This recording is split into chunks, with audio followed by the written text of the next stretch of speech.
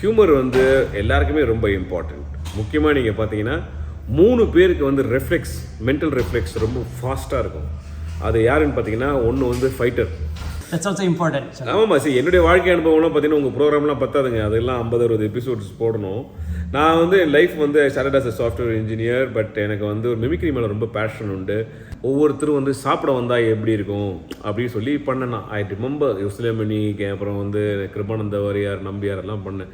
அப்போ பயங்கர ரெஸ்பாண்ட் ஆகி கடைசியில் பார்த்தீங்கன்னா நாங்கள் தான் ஃபஸ்ட் ப்ரைஸ் வாங்கி ஓவரால் சாம்பியன்ஷிப் வின் பண்ணோம் காலேஜில். Very very wonderful skill. எல்லாருக்குமே வர முடியாது. கமல்ஹாசன் சார் வந்து பெரிய ஒரு மிமிக்ரி ஆர்டிஸ்ட், ஃபஹத் ஃபாசில் ஒரு பெரிய மிமிக்ரி ஆர்டிஸ்ட், அதுக்கப்புறம் மம்முட்டி ஒரு பெரிய மிமிக்ரி ஆர்டிஸ்ட், ஜெயராமன் உங்களுக்கு எல்லாருக்குமே தெரியும், ஒரு பெரிய மிமிக்ரி ஆர்டிஸ்ட். இது எல்லாமே வந்து பார்த்திங்கன்னா ஒரு ஸ்கில். இந்த ஸ்கில் வந்து நம்ம அடுத்த லெவல் போகிறதுக்கு பயங்கரமாக ஹெல்ப்ஃபுல்லாக இருக்கும். அதான் மாநாடு போன ரொம்ப ஒரு பிடிச்ச கேரக்டர். அது இல்லை, படத்தில் எல்லாமே இந்த டைலாக்ஸ் நானே தான் எழுதிப்பேன். ஸோ அதனால் வந்து எனக்கு எல்லா படமுமே ரொம்ப பிடிச்ச கதாபாத்திரங்கள் தான். இப்போ அடுத்தது வந்து ஜெயம் ரவி, நயன்தாரா, நான் எல்லாம் ரொம்ப ஒரு இன்டென்ஸான ஒரு ப்ரெஸ் ரிப்போர்ட்டர் கேரக்டர் பண்ணியிருக்கேன். அது ஒரு த்ரில்லர், அது ஒரு க்ரைம் த்ரில்லர். நிறைய வர்ணா கார் லான்ச்சு, அப்புறம் சாண்ட்ரோடைய எக்ஸ்போர்ட் லான்ச்சு எல்லாமே நான் பண்ணேன். அதாவது ஃபஸ்ட்டு ஒரு மிமிக்ரியாக அப்படி பார்த்துருந்தவங்க இதெல்லாம் நான் பண்ண ஒரு perception of people towards me has completely change. வணக்கம் திரு படவா கோபி அவர்களே. ரொம்ப பெருமையாக இருக்குது உங்களை பார்த்து பேசுறதுக்கு. காரணம் என்னன்னா, கிட்டத்தட்ட ஒரு 2 டெக்கேட்ஸுக்கு மேலே நீங்கள் வந்து மக்களை மகிழ்விக்கிறீங்க. காரணம், humour is very important. Mahatma Gandhi கூட சொல்லியிருக்காரு, அதாவது நகைச்சுவை என்று ஒன்று இல்லை என்றால் நான் எப்பொழுதோ மாண்டிருப்பேன் அப்படின்னு. அதாவது ஹியூமர் இஸ் வெரி எசென்ஷியல். இன்னைக்கு உங்கள் வாழ்க்கையில் நடந்த அருமையான நிகழ்வுகள், உங்களது கரியரை பற்றி ஒரு சுருக்கமாக நாம் சந்தித்து பேச இருக்கிறோம். இது Sri Srinivasa for TamilAudioBooks.com and Instiff academy. நன்றி சார். அமெரிக்காவுக்கு வந்திருக்கீங்க, பே ஏரியா, சான் பிரான்சிஸ்கோவில். இந்த நிகழ்ச்சியை நமக்கு உருவாக்கி கொடுத்த லேனா கண்ணப்பன் அவர்களுக்கும் மிக்க நன்றியை தெரிவித்துக் கொள்கிறேன். முதல்ல ஆரம்பிப்போம் சார். ஹியூமரை பற்றி உங்களோட அபிப்பிராயம் என்ன? ஹலோ ஸ்ரீ, வணக்கம். அமெரிக்கா வாழ் தமிழ் மக்கள் அனைவருக்கும் வணக்கம். TamilAudioBooks.com உங்கள் அனைவருக்கும் என்னுடைய மனமார்ந்த வணக்கம். ஹியூமர் வந்து எல்லாருக்குமே ரொம்ப இம்பார்ட்டண்ட். முக்கியமாக நீங்கள் பார்த்தீங்கன்னா 3 பேருக்கு வந்து மென்டல் ரெஃப்ளெக்ஸ் ரொம்ப ஃபாஸ்ட்டாக இருக்கும். அது யாருன்னு பார்த்தீங்கன்னா, ஒன்று வந்து ஃபைட்டர், 2வது வந்து ஸ்போர்ட்ஸ் பர்சன், 3வது வந்து ஹியூமராக இருக்கவங்களுக்கு மட்டும்தான் அந்த மென்டல் ரெஃப்ளெக்ஸ் ஃபாஸ்ட்டாக இருக்கும். ஸோ அது வந்து நேச்சுரலாக அமையிறது தான். அது வந்து நம்ம எங்கேயும் கடன் வாங்க முடியாது, ப்ராக்டிஸ் பண்ண முடியாது. ஸோ அதனால் அந்த விதத்தில் நான் ரொம்ப ஒரு கிஃப்டட். உங்களது வாழ்க்கையில் உங்களது அனுபவங்கள், அதாவது the pages from your book அப்படின்னா, பேஜஸா? எங்கள் தேஜஸ்ன்னு காதில் வந்தது. அதுவும் நல்லது தான். Okay, that's also important. ஆமாம்மா, சரி, என்னுடைய வாழ்க்கை அனுபவம்லாம் பார்த்தீங்கன்னா உங்கள் ப்ரோக்ராம்லாம் பத்தாதுங்க, அதெல்லாம் 50-60 எபிசோட்ஸ் போடணும். நான் வந்து என் லைஃப் வந்து started as a software engineer. But எனக்கு வந்து ஒரு மிமிக்ரி மேலே ரொம்ப பேஷன் உண்டு. ஸோ எங்கள் ஏரியாவில் வந்து இந்த லைட் மியூசிக்லாம் வருவாங்க. அப்போது வந்து அதில் 2-3 பேர்லாம் மிமிக்ரி பண்ணுவாங்க. அந்த பாட்டுலாம் எனக்கு ஞாபகம் இருக்குது. அதான் என்ன மிமிக்ரி பண்ணாங்கன்றது மட்டும் எனக்கு ஞாபகம் இருக்கும்.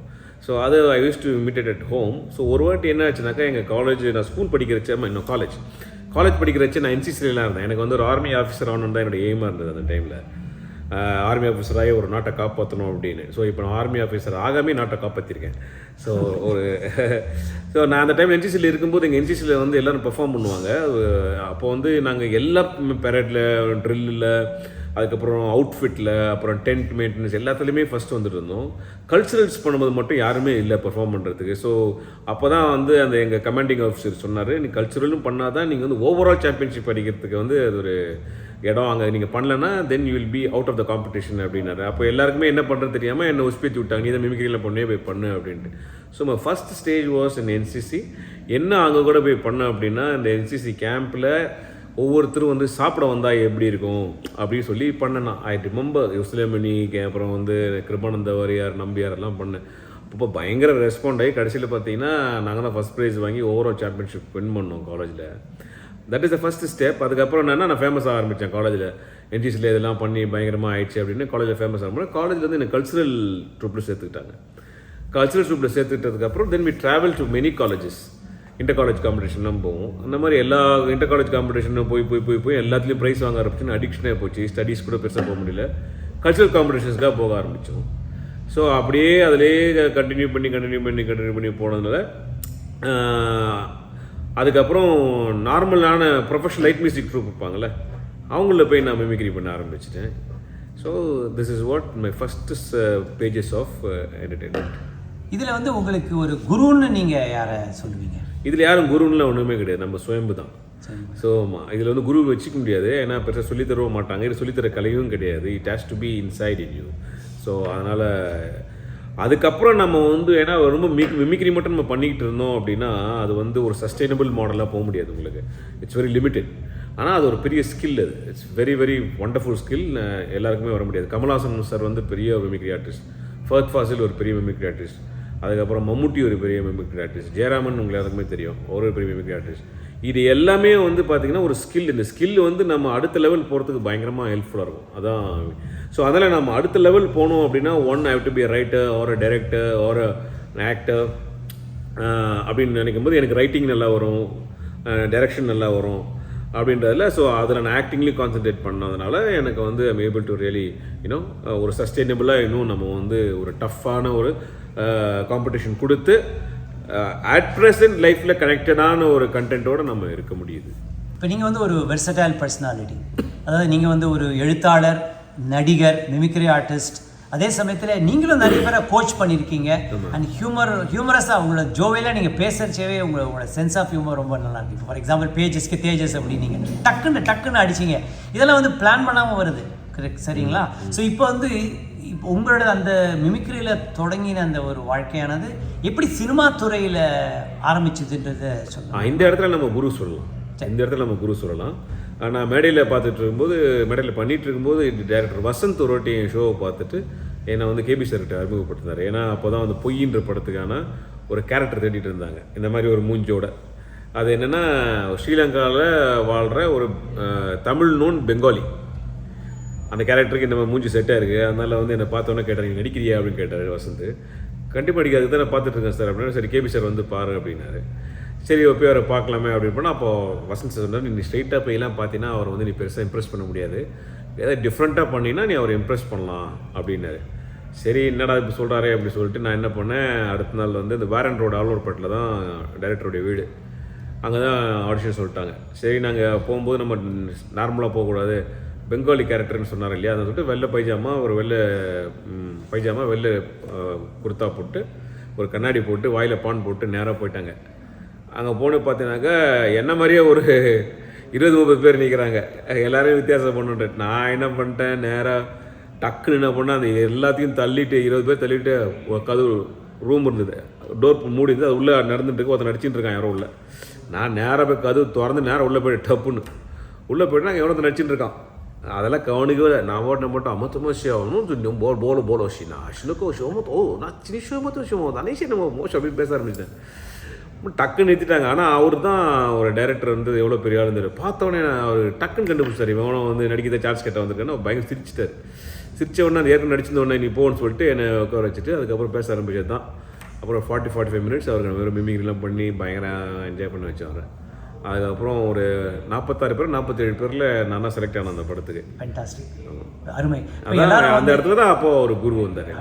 இப்போது எல்லாருமே வந்து மோதிர கையில் குட்டுவாங்கன்னு சொல்லுவாங்க. நீங்கள் வந்து அவரோட திருக்கையினால் கன்னத்தில் ஒரு அன்பா செல்லமாக தடவி கொடுத்தான்னு சொன்னீங்களே, அது என்னென்னா அது நம்ம வந்து அவரை வந்து நம்ம சிறுமைப்படுத்துகிற மாதிரி இருக்கும். ஆனால் அது வந்து அது மாதிரி எடுத்துக்கூடாது. ஏன்னா ரொம்ப படுத்தியிருக்கேன் நான் அவரை. ஏன்னா ஒரு சினிமாவில் டைரக்டராக இருக்கிறது ரொம்ப சிரமம் இல்லையா. எத்தனை பேர் நமக்கு பட்ஜெட்டு அது இது ஆர்டிஸ்ட் நினைக்கிறது வரணும், நடிக்க வைக்கணும். அந்த மாதிரி சமயத்தில் நம்மள மாதிரி ஒரு ஆள் புதுவால் டெபியூட்டன் போய் மாட்டிக்கிட்டு அவர் நடிப்பு சொல்லித்தரணும் அப்படின்னா அவங்களுக்கு எவ்வளோ பெரிய ஒரு சேலஞ்சு. நமக்கு நான் ரொம்ப கஷ்டப்பட்டேன் அவர்கிட்ட. ஸோ பலார்னு அடிச்சுட்டு அதுக்கப்புறம் நான் இந்த விட்டு ஓடிலான்னு நினச்சேன். ஆனால் விட்டு ஓடி தான் இன்றைக்கி இந்த மாதிரி ஒரு லைஃப் எனக்கு அமைஞ்சிருக்காது, அவர் நட்பு கிடச்சிருக்காது. ரஜினி கமல் சார் பண்ணாதது கூட நான் அவருக்கு பண்ணியிருக்கேன். அவருக்கு நான் தான் வந்து டப்பிங் கொடுத்துருக்கேன். இது வரைக்கும் யாருமே எத்தனையோ பேர் அவர் அறிமுகப்படுத்திருக்காரு, யாரும் அவர் டப்பிங் கொடுத்ததில்லை. ஸோ நான் கொடுத்துருக்கேன் அவருக்கு டப்பிங். பொய்ன்ற படத்தில் அவர் கேரக்டர் ஃபுல்லாக நான் தான் பேசியிருப்பேன். அது ஆமாம். ஸோ டெஃபினட்டாக வந்து அதெல்லாம் ஒரு பெரிய மிகப்பெரிய ஒரு ஆசான், ஒரு கடவுள். எவ்வளோ அழகாக சொல்லி தருவார் அவர். அதனால் it's real Guru for me. அது மாதிரி அவருக்கும் எங்களுக்கும் வந்து சேம் வெட்டிங் டே May 31. அது ரொம்ப க்ளோஸ் எனக்கு அவர். கண்டிப்பாக சார். இப்போ சரி, திரைப்படத்துறையிலேருந்து ஒரு சாம்பிள் பார்த்தோம் இந்த சாப்டரில். இன்னொரு சாப்டர் உங்களது ஸ்போர்ட்ஸ் அனுபவம், கிரிக்கெட், உங்களோட பியூட்டிஃபுல் காமெண்ட்ரி. அது வந்து காமெடியாக இருக்கட்டும், அதே சமயத்தில் serious also. You know the great Indian captain Dhoni, always is a captain அப்படின்னு தான் நான் சொல்லுவேன். We are all fans for Dhoni. அதை பற்றி ஒரு சுருக்கமாக ஒரு இது சொல்லுங்களேன், உங்களோட ரிலேஷன்ஷிப். நான் வந்து லோக்கல் கிரிக்கெட் விளையாடினவன் தான். ஆனால் என்ன ஆகுனாக்கா, அந்த லோக்கல் கிரிக்கெட்டில் நான் மேட்ச் ஆடும்போது கூட நான் எங்கேயாவது ரன் அடிக்காமல் திரும்பி வந்துட்டேன் அப்படின்னா என் டீம்மேட்ஸே நான் ஆட விட மாட்டேன். நானே இங்கேருந்து கத்தி கமெண்ட்ரி அவனை போய்ட்டு கலாச்சி அவங்க எல்லோரும் அவுட் ஆகி குட்டி எங்கள் டீமை தோக்க அடிச்சு விட்ருவேன். ஸோ அது மாதிரி ஜாலியாக பண்ணுவேன். அந்த மாதிரி நான் பண்ணிகிட்டு இருக்கும்போது, நான் மிமிக்ரி பண்ணும்போது என் கூட வந்து இவங்கெல்லாம் பாடுவாங்க. எஸ்பிபி சரண், வெங்கட் பிரபுலாம் பாடுவாங்க அவங்க லைட் மியூசிக்கில். அப்போ அவங்களுக்கு தெரியும் நான் கிரிக்கெட்டர்ஸ்லாம் இமிட்டேட் பண்ணுவேன், சச்சின், தோனி எல்லாம். ஸோ அதனால் அவங்க அந்த சென்னை 28 படம் பண்ணும்போது என்னை ஞாபகம் வச்சுருக்காங்க. அண்ணா இதெல்லாம் பண்ணுவார், அவரையும் நம்ம கூப்பிட்டு கமெண்ட்ரி பண்ண வைக்கலாம். அவங்களுக்கு தெரியாது நான் லோக்கல் கிரிக்கெட்டில் இந்த மாதிரி கமெண்ட்ரி பண்ணுவேன். ஆனால் எனக்கு மிமிக்ரி பண்ணுவேன்றதால எனக்கு கமெண்ட்ரி பண்ணணும்னு வச்சாங்க. பட் அங்கே போய் நான் இதெல்லாம் பண்ணோன்னே அது படத்துக்கு பயங்கர ஒரு ப்ளஸ் ஆகி, அதுக்கப்புறம் நான் வந்து இந்த கமெண்ட்ரியை பார்த்துட்டு ஸ்டார் ஸ்போர்ட்ஸில் எனக்கு நான் பெரிய கமெண்டேட்டர் நினச்சி என்னை ஸ்டார் ஸ்போர்ட்ஸில் கிரியேட் பண்ண வச்சு, அதனால் வந்து அப்படியே மாறிச்சு. அப்படி தான் ஸ்போர்ட்ஸ் வந்தது. ஆனால் எனக்கு கிரிக்கெட் வந்து நான் 3rd டிவிஷன் வரைக்கும் விளையாடிருக்கேன். Very nice. அதுக்கப்புறம் வந்து எல்லாரையும் மீட் பண்ணியிருக்கேன். நம்மளாம் விவியன் ரிச்சர்ட்ஸ்லாம் என்னை வந்து பார்த்துட்டு பயங்கர கட்டி பிடிச்சி முத்தம் கொடுத்துருக்காரு. அதெல்லாம் மறக்க முடியாத அனுபவம். அதுக்கப்புறம் வந்து தோனி கூட இப்போ ரீசெண்டாக ஒரு ஆட் ஒன்று பண்ணேன், G2ன்னு. அதில் எனக்கு தோனி பழக்கம். ஸோ அதனால தோனி நிறைய இமிட்டேட் பண்ணியிருக்கேன். வாய்ஸ் எல்லாம் ஒரு சின்ன sample please. Yeah, you know, when this game, there's so many questions asked by the people, you know. So this is a very big tournament and you have to keep your life very simple and keep doing what you like, you know. அதை கேட்டு அவரும் ரொம்ப சிரித்து encourage பண்ணி எல்லாம் பண்ணியிருந்தாங்க இல்லையா? கண்டிப்பாக. ரொம்ப நன்றி சார். இப்போ உங்களை திரைப்படத்துறை அனுபவம் பற்றி சொல்லுங்கள். இப்போ இறைவன் திரைப்படம் பற்றி நீங்கள் சொன்னீங்க. நான் என்ன சென்னை 28லேருந்து பார்த்தா கிட்டத்தட்ட ஒரு 20 படம் நடிச்சிருக்கேன். 20 படத்தில் வந்து பார்த்தீங்கன்னா ஆல்மோஸ்ட் ஒரு 20 படம் வந்து சூப்பர் ஹிட் படம். அதில் வந்து போராளி நல்ல படம், அப்புறம் வந்து நிமிர்தினில் நல்ல படம், ஆஹா கல்யாணம், அப்புறம் வந்து அதுக்கப்புறம் நான் சிரித்தாள்னு ஒரு படம் பண்ணேன். இப்போ வந்து மாநாடு 3, சென்னை 28 2, இந்த மாதிரி ஏகப்பட்ட படங்கள் இருக்குது. நான் ரொம்ப லைக் பண்ணி பண்ணது நான் சிரித்தாள். That was in 2020, pre covid. நானும் வந்து இப்போ பாதியும் பண்ணோம், சுந்தர்சி அவங்க ப்ரொடக்ஷன். அது one of the finest character in my career. Father character பண்ணியிருந்தேன். அது ரொம்ப பிடிச்ச படம் எனக்கு. அதுக்கப்புறம் மாநாடு பண்ணது ரொம்ப ஒரு பிடிச்ச கேரக்டர். அது இல்லை படத்தில் எல்லாமேனா டைலாக்ஸ் நானே தான் எழுதிப்பேன். ஸோ அதனால் வந்து எனக்கு எல்லா படமுமே ரொம்ப பிடிச்ச கதாபாத்திரங்கள் தான். இப்போ அடுத்தது வந்து ஜெயம் ரவி, நயன்தாரா, நான் எல்லாம் ரொம்ப ஒரு இன்டென்ஸான ஒரு ப்ரெஸ் ரிப்போர்ட்டர் கேரக்டர் பண்ணியிருக்கேன். அது ஒரு த்ரில்லர், அது ஒரு crime thriller. So looking forward to it. அப்புறம் சோனி லிவ்வில் நீங்கள் பார்த்தீங்கன்னா வி காட் என்னோட 2 வெப் சீரிஸ் இருக்குது. ஒன்று வந்து மீம் பாய்ஸ்னு ஒரு வெப் சீரிஸ் இருக்குது. இப்போ அடுத்தது ஆக்சிடென்டல் ஃபார்மர்னு ஒன்று வரப்போகுது. ரெண்டுமே it's a good series. Definitely will all enjoy with full of fun and fun. கண்டிப்பாக சார். நீங்கள் நிறைய கார்ப்பரேட் ஈவெண்ட்ஸ்லாம் வந்து பண்ணியிருக்கீங்க. அதாவது you are the most sought after பர்சனாலிட்டின்னு சொல்லலாம். அந்த அளவுக்கு வந்து கிட்டத்தட்ட 8000-9000 பேர்லாம் சேர்ந்து உங்களோட நிகழ்ச்சிகளெல்லாம் அட்டன் பண்ணியிருக்காங்க. அதை பற்றி கொஞ்சம் சொல்லுங்கள் ப்ளீஸ். இட் இஸ் நான் வந்து எனி கார்ப்பரேட் பெர்ஃபார்மராக தான் போவேன். நான் பண்ணாத கார்ப்பரேட்டே கிடையாது. நான் பெர்ஃபார்ம் பண்ணுவேன். அதில் ஒரு most of the giant companies like Hyundai, Ford, you know, Mercedes, Infosys, அப்புறம் Cognizant, Syntel, Accenture, இந்த மாதிரி எந்த கம்பெனி சொன்னாலும் நான் பெர்ஃபார்ம் பண்ணியிருப்பேன். அந்த மாதிரி ஒரு ஹுண்டாயில் ஒரு வாட்டி நான் பண்ணும்போது அந்த vice president was so impressed.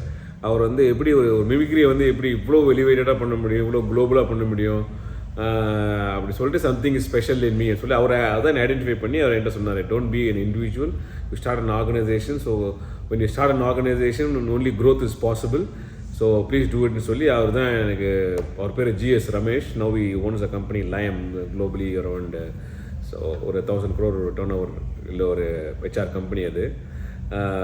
So அவர் தான் வந்து என்னை ஸ்டார்ட் பண்ண வச்சார். அவர் சொன்னதுக்கப்புறம் நான் ஸ்டார்ட் பண்ணேன்.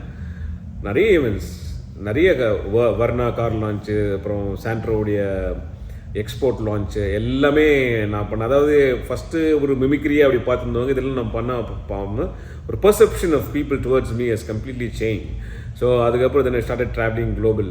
ஸோ நிறைய இடத்துக்கு குளோபல் ஷோஸ் பண்ண ஆரம்பித்தேன். அப்புறம் வந்து அதுக்கு ஒரு லைஃபோடைய ஸ்டாண்டர்ட்ஸ் மாற ஆரம்பிச்சது. Then my connect with other people from other countries, அது இன்க்ரீஸ் ஆச்சு. The relationship grew. அவங்க வந்து அந்த அளவுக்கான ஒரு பெரிய கிளைண்ட் எனக்கு உண்டாய். லாஸ்ட் வீக் கூட I done something for them. So இதுதான் நான் கார்பரேட் உலகில் பெரிய ஒரு சாதனையாக பண்ணியிருக்கேன். Beautiful sir. வணக்கம். நாம இப்போ படவா கோபி சாரோட பேசிட்டு இருக்கோம். நம்மளோட இணைந்திருப்பது ஏடிஏவோட பிரசிடென்ட் லேனா கண்ணப்பன் அவர். இந்த நிகழ்ச்சிக்கு வந்து அவர் தான் ஆர்கனைஸ் பண்ணியிருந்தார். இங்கே வசந்தா பவனில் நிகழ்ச்சி பண்ணியிருக்காரு. இந்த நிகழ்ச்சியில் வந்து thanks to Shankar for hosting as in Vasantha Bhavan here in Dublin.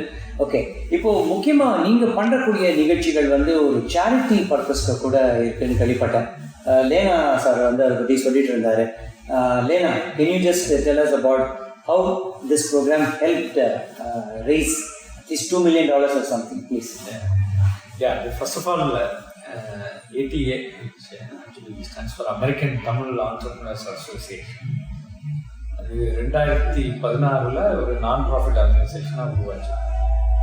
2017 மார்ச்சில் நாங்கள் அந்த ஏப்ரல் டைம் ஃப்ரேமில் தான் ஃபஸ்ட்டு டைமாக சிலிக்கான் வேலி நடக்கும் இல்லையா, ஆனுவல் கான்ஃபரன்ஸஸ். அதில் பேரலாக தமிழ் ஆண்டர்பிரினர்ஸ்க்காக ஒரு ஈவெண்ட், 1 day ஈவெண்ட் வைப்போம் அப்படின்னு முடிவு பண்ணோம். அந்த ஃபஸ்ட் எவர் ஈவெண்ட்டில் we invited mister Badava Gopi. அப்போ அதுக்கு முன்னால் தான் எனக்கு CK Kumaravel natural saloon founder, அவரையும் அறிமுகப்படுத்தினார். ஸோ 2 பேரும் வந்திருந்து அந்த ஈவெண்ட்டில் வந்து இன்ஃபேக்ட் நம்ம நிறைய பேர் நினைப்போம் கோபி வந்து ஒன்லி பர்ஃபார்மர், என்டர்டைனர். ஆனால் அன்னைக்கு ஈவெண்ட்டில் ஒரு as an entrepreneur, entertainment entrepreneur talking to other entrepreneurs அப்படின்னு வந்து முதல்ல பேச வந்தார். அதுக்கப்புறம் தான் அதில் நான் முதல்ல வெறும் என்டர்டைன்மெண்ட் மீடியா சைடு தான் இப்போ பேசிகிட்டு இருக்கோம் கோபிட்டு வந்து அந்த லாங் டைம் ஃப்ரெண்டாக. ஆனால் அந்த ஈவெண்ட்டுக்கு அப்புறம் தான் எனக்கு தோணுச்சு, நிறைய ஆண்டர்பிரினரியல் ஸ்கில்ஸு இதெல்லாம் இருக்குது, மார்க்கெட்டிங் ஐடியாஸ்லேருந்து எல்லாமே இருக்குது அப்படின்னு சொல்லி பேசிட்டு திரும்பியும் I think he came back for another event. Then அப்போ நம்ம அவதார் மூவி இருக்குல்ல, அதே மாதிரி ஒரு சிமிலராக ஒரு கான்செப்டோட he came and presented to the ATA audience, entrepreneur audience. அது வந்து பயங்கர ஒரு ஃபேசினேட்டிங்காக இருந்தது. அதாவது சென்னையில் ஒரு சின்ன ஸ்டுடியோ மாதிரி ஒரு இடத்த வச்சுட்டு அது இவ்வளோ பெரிய ஒரு மூவி அடுத்த ப்ராஜெக்ட். ஸோ அதனால் நிறைய ஸ்கில்ஸ் இதெல்லாம் தெரியும். கோவிட் பேண்டமிக் வந்தப்புறம் கோவிட் ஹிட் பண்ணோன்னா ஐஐடி அலுமினை ஃப்ரம் சென்னை, அவங்க they just raised $1 million. So they said they will match that $1 million if Tamil community in the US can raise another $1 million. So அப்போ நம்ம $2 million வந்து தமிழ்நாடுக்கு இருக்க ஹாஸ்பிட்டல்ஸ், அப்புறம் இந்த மாதிரி ஆக்சிஜன் ஜென்ரேட்டர்ஸ் வாங்குறதோ இல்லை மாஸ்க்கு இல்லை க்ளவுஸ் அந்த மாதிரிலாம் எல்லாம் வாங்குறதுக்கு அதை டொனேட் பண்ணலாம் அப்படின்னு சொல்லி. ஆனால் very short notice, like 2 to 3 weeks அவ்வளோ பெரிய இதை ரைஸ் பண்ண வேண்டிய சிச்சுவேஷன். ஏன்னா சீக்கிரமாக வந்து அப்போ வந்து பயங்கர ப்ரெஷர், செகண்ட் வேவ் வந்தப்போ. அப்போ கோபியிலேருந்து இன்னும் கோபி மாதிரி இன்னும் பல நண்பர்கள் from the media within few days தான் லைக் அடனோ 50 ஆர்டிஸ்ட், 40-50 பேருக்கு மேலே, இன்க்ளூடிங் அஸ்வின். ஆமாம், இன்க்ளூடிங் கிரிக்கெட்டர்ஸ் லைக் அஸ்வின், ரவிச்சந்திரன்லேருந்து ஸ்ரீகாந்த்லேருந்து பழைய ராமநாதன் கிருஷ்ணன் டென்னிஸ் லெஜண்ட், அப்புறம் மீடியா ஆளுங்க நிறைய பேர். அப்போ வந்து ஐ திங்க் கோபியோட கான்ட்ரிபியூஷன், அந்த passion towards in fact Dinesh Karthik, கோபிலாம் வந்து எனக்கு அப்போ தான் இன்ஃபேக்ட் எனக்கு முன்னால் தான் மிர்ச்சி விஜயெல்லாம் இன்ட்ரடியூஸ் பண்ணி Mirchi event and connected people. நீங்கள் அவங்க Jayashree, actor Jayashree, she brought like 6-7 or 8 people. அந்த மாதிரி ஒரு ஆஸ் அ கம்யூனிட்டினா எல்லாரும் அதில் ஜம்பிங் பண்ணி சுதா ரகுநாதன்லேருந்து நிறைய மியூசிஷியன்ஸும் நிறைய கொடுத்துருந்தாங்க. அப்போ வந்து ரொம்ப அமேசிங்காக இருந்தது. வித்தின் 3 weeks மேட் so many things happen. அந்த $2 million வந்து திரும்ப $3 million ஆயிடுச்சு. IIT went and raised another $1 million. Okay. So within matter of few weeks and we went and collected also got part of it. Good to you sir. உங்களுக்கு அது experience எப்படி இருந்தது sir? Beautiful. நம்ம உங்களுக்குள்ளே எவ்வளோ ஒரு talent இருக்குது, வந்து உங்களை வந்து ஒரு ஒரு காமெடியன் ஒரு லைக் ஒரு மிமிக்ரி ஆர்டிஸ்டாக பார்க்காம ஒரு entrepreneur level, this is what the message people should get. அதாவது உங்களுடைய ஒரு கலையை வச்சுட்டு நீங்கள் வந்து ஒரு சர்வீஸ் மென்டாலிட்டியோட மக்களுக்கு பண்ணுறீங்கன்றது it's a brilliant. So hats off. நம்ம வந்து ஒரு ரெஸ்பான்சிபிளாக இருக்கணும் அவ்வளோதான். ஸோ அதனால் அது ஒரு வாய்ப்பாகவும் நம்ம பார்க்கணும். It's an opportunity. ஸோ நான் you should be selfish also. So அந்த டைமில் அதை வந்து நம்ம மற்றவங்களுக்காக பண்ணணும்னு நினைக்காம நம்ம அதை பண்ணும்போது நமக்கு எவ்வளோ ஒரு பெரிய ஒரு ரெஸ்பெக்ட் கிடைக்குது, எவ்வளோ ஒரு மைலேஜ் கிடைக்குது பீப்புளும். அதுக்கப்புறமா வந்து உங்களை பார்க்குற விதமே மாறி போகுது அப்படின்ற போது it's a very big opportunity for யாருக்கு அது இருந்தாலுமே. அப்படி தான் நானும் பார்த்தேன். ஸோ அதனால் வந்து நம்மளால் என்ன கான்ட்ரிபியூட் பண்ண முடியும்னு பார்க்கும்போது I was really happy. I could do something about it. So அதுவும் ப்ளஸ் நம்ம வந்து அமெரிக்காவில் இருக்கிறவங்களுக்கு என்ன ப்ராப்ளம் அப்படின்னாக்கா அவங்களுக்கு பணம் இருக்குது என்ன, ஆனால் வந்து அவங்களுக்கு டைம் தான் இல்லை அப்படின்னும் போது அவங்க வந்து தாய்நாட்டுக்கு எதாவது செய்யணும்னு நினைக்கிறாங்கல்ல.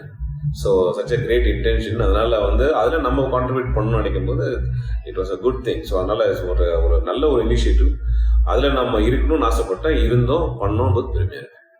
கண்டிப்பாக சார். அதுவும் இந்த திருப்பாவை மார்கழி மாதத்தில் வந்து ஆண்டாள் நாச்சியார் சொல்லியிருப்பாங்க, அதாவது அந்த ஈகை குணம் மிக்க இருக்கணும் அப்படின்னு, கூடியிருந்து குளிர்ந்தேலோர் எம்பாவாயின், எல்லாரும் ஒன்றாக சேர்ந்து இருந்து மற்றவர்களை மகிழ்வித்து பார்க்கிறது அப்படின்னு. அந்த மாதிரி நீங்கள் வந்து வெறுமை சொல்லலை, எல்லாம் ஜாலியாக வந்து சந்தோஷமாக சிரிச்சுட்டு போகிறீங்க, அது ஒரு நல்ல விஷயம். இருந்தாலும் அதன் மூலம் வரக்கூடிய ஃபினான்ஷியல் சப்போர்ட் அண்ட் ஸ்ட்ரென்த் உங்களால் கொடுக்க முடியும் உங்களை கலை மூலமானா தட்ஸ் ரியலி அ சொசைட்டிக்கு நீங்கள் பண்ணுற ஒரு சர்வீஸ். ஆமாம், அது பார்த்தீங்கன்னா அதான் சொல்லுவாங்க, அது தோனி சொல்கிற ஒரு பாயிண்ட் தான் அது.